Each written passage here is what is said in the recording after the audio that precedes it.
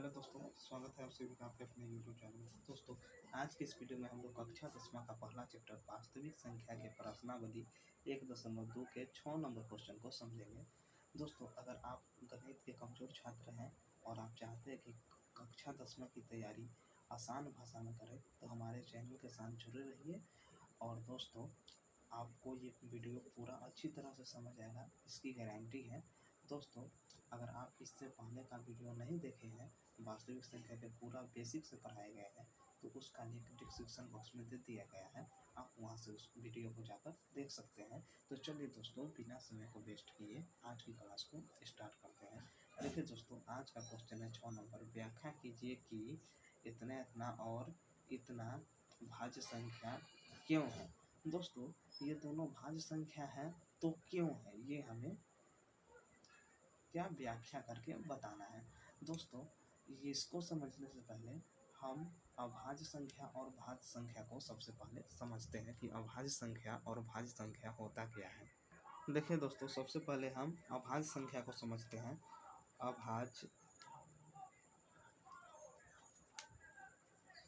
अभाज्य संख्या। दोस्तों, अभाज्य संख्या हम बोलेंगे, अभाज्य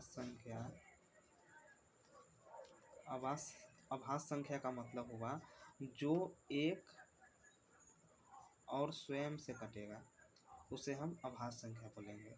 जैसे में दोस्तों 17 है।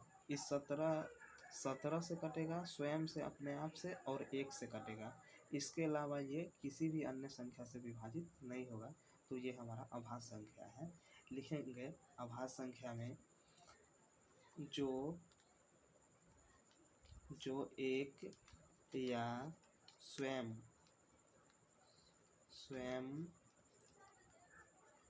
से विभाजित हो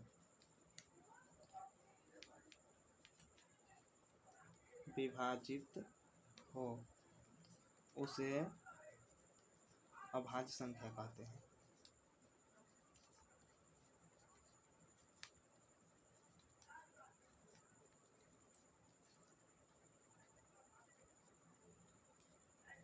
देखिए दोस्तों, जो स्वयं से विभाजित हो और 1 से विभाजित हो उसे हम अभाज्य संख्या बोलेंगे।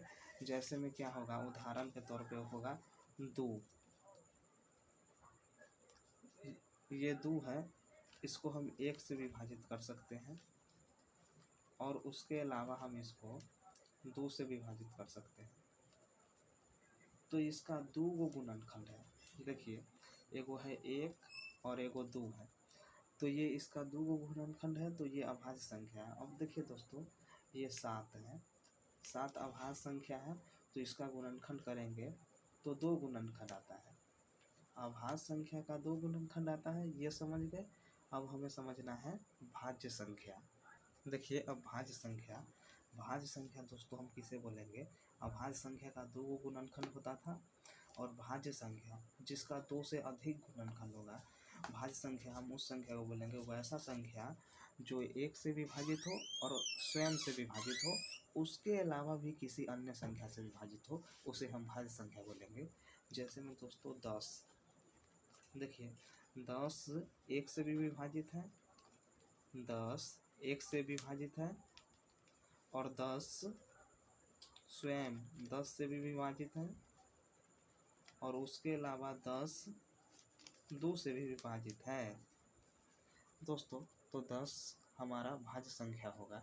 भाज्य संख्या कहने का मतलब वैसा संख्या जो एक और स्वयं से विभाजित हो, उसके अतिरिक्त किसी अन्य संख्या से भी विभाजित हो, उसे हम भाज्य संख्या कहते हैं। इसके कहने का मतलब आया कि भाज्य संख्या का गुणनखंड 2 से अधिक होगा।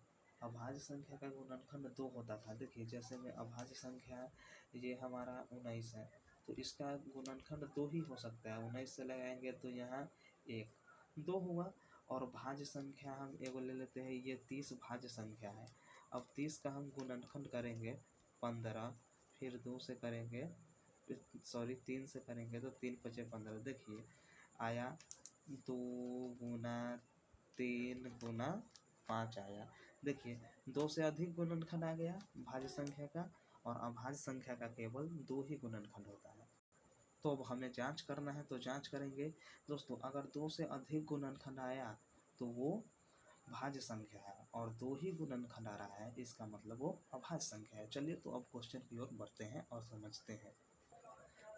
व्याख्या कीजिए कि इतना इतना और इतना इतना भाज्य संख्या है, और क्यों है उसको दर्शाना है। दोस्तों पहले हमें दिया हुआ है 7 गुना 11 गुना 13 प्लस 13। देखिए ये दिया हुआ है। अब हम इसमें 13 कॉमन लेंगे, 13 इसमें भी है और 13 इसमें भी है, तो हम 13 कॉमन निकालेंगे तो ये हमारा हो जाएगा 7 गुना 11 गुने 1 प्लस 1। देखिए दोस्तों अब आप लोग देखिए इसका गुणनखंड 2 से अधिक है। देखिए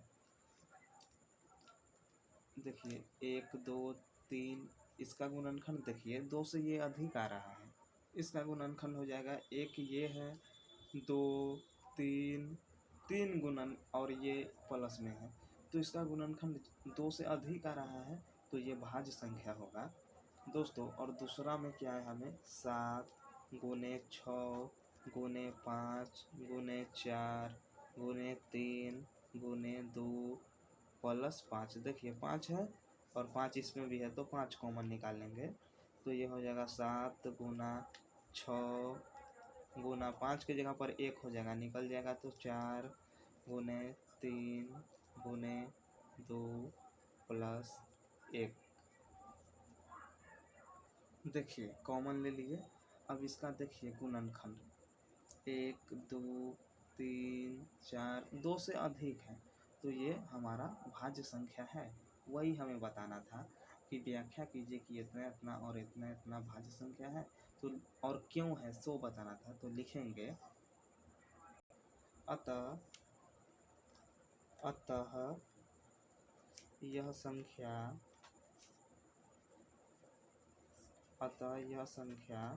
भाज्य संख्या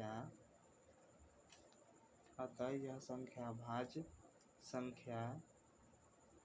संख्या है दोस्तों। और क्यों है वो भी बताना है, क्योंकि इसका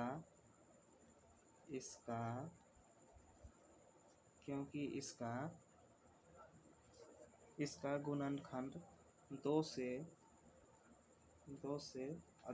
अधिक है,